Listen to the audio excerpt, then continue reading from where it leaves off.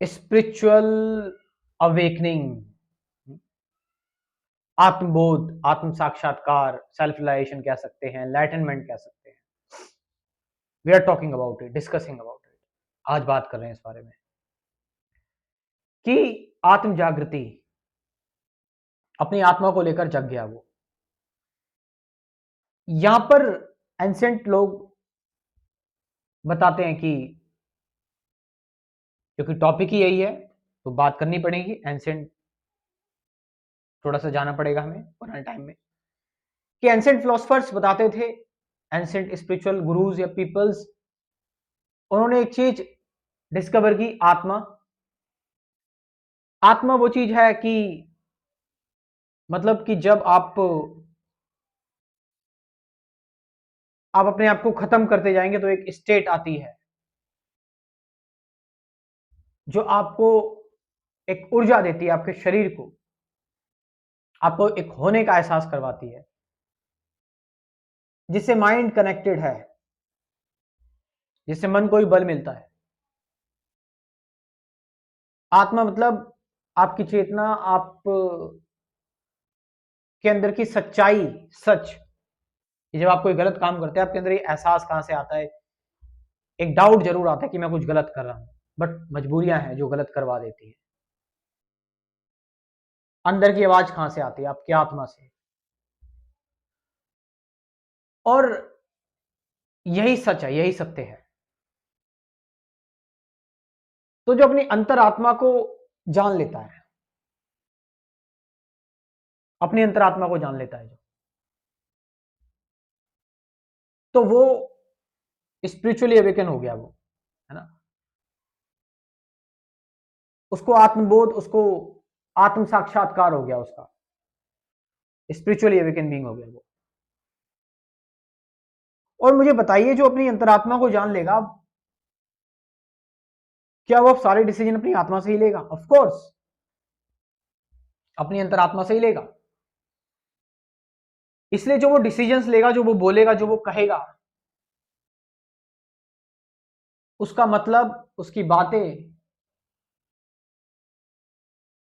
से आप कभी रिलेट कर ही नहीं पाएंगे।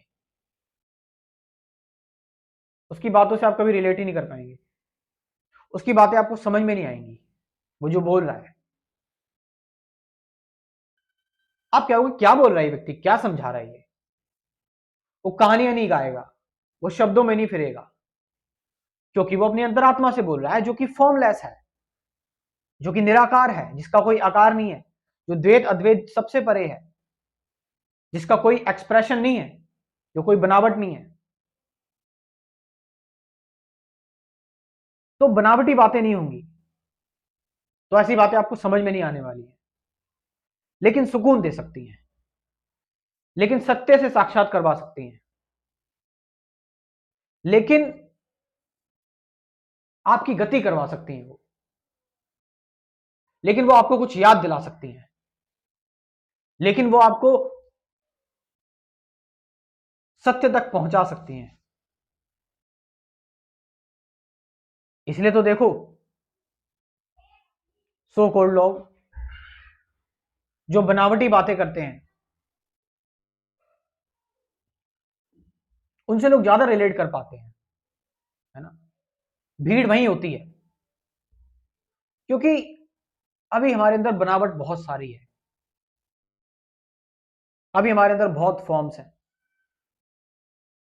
और फॉर्मलेस आत्मा का, उस तत्व की प्रॉपर्टी है, वो फॉर्मलेस है, वो अनंत है, लेकिन हम सीमित हैं। तो इसलिए सीमित बातों की तरफ हमारा रुझान ज्यादा रहता है, और हम इन्फ्लुएंस भी वहीं से होते हैं। इसलिए जो तुम्हारे आज के टाइम पर इन्फ्लुएंसर्स हैं, उनके क्यों इतने करोड़ों करोड़ों लोग उनको फॉलो करने वाले हैं? क्योंकि वो रिलेट कर पा रहे हैं उनसे, क्योंकि उनको वही बातें समझ में आती हैं,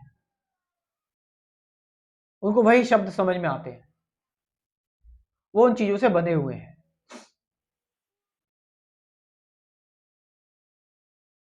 तो आत्मा, अंतरात्मा को जो व्यक्ति जान लेता है, यदि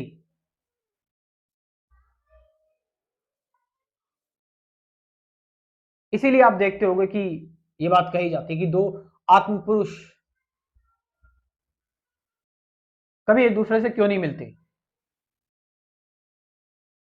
ज्यादातर इसलिए नहीं मिलते,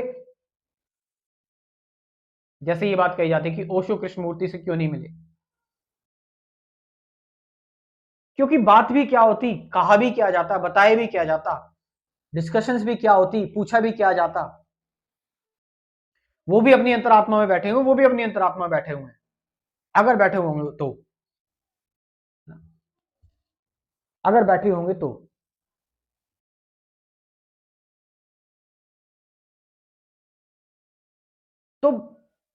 एक अंतरात्मा से क्या बोलेंगे, बोलना भी क्या है, दूसरे व्यक्ति को जो अपनी अंतरात्मा को जान चुका है, उसके पास भी शून्य है, दूसरे के पास भी शून्य है, ओशो के पास भी अगर शून्य है, कृष्णमूर्ति के पास भी अगर शून्य है, तो क्या बात हो सकती है, बात का नतीजा भी क्या निकलेगा। हां, बात उनसे हो सकती है जो शून्य के थोड़े से नजदीक है, या जो अभी दूर है, उनको पहुंचाने के लिए बात कही जा सकती है। यही अगर कृष्णमूर्ति और रमन महर्षि कभी मिलते, कोई बात नहीं होती, कभी कोई डिस्कशन हो ही नहीं सकती थी।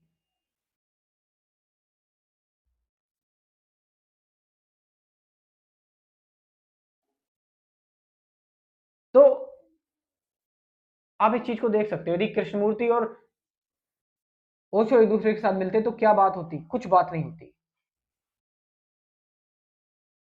कुछ निकल के ही नहीं आता, कुछ नहीं आता। और जिनको कुछ चाहिए उनको निराशा होती, भीड़ को निराशा हो जाती, भीड़ परेशान हो जाती।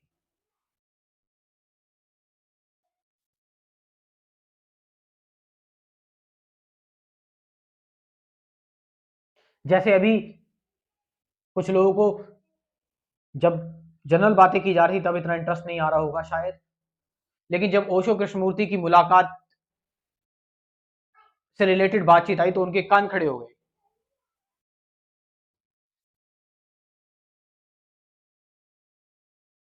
क्यों?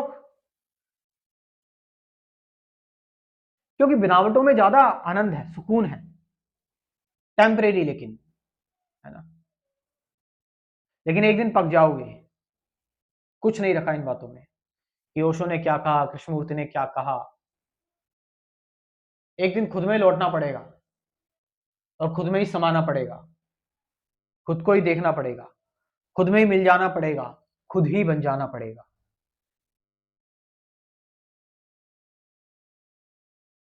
और मैं बिल्कुल माफी चाहता हूं कि मैंने ये एग्जाम्पल लिया, थोड़ा सा डिस्टरबेंस होती है इन एग्जाम्पल से, आपकी कुछ पुरानी फ्लैशबैक वापस आ जाती है, इंक्वायरी में बाधा होती है, ठीक है।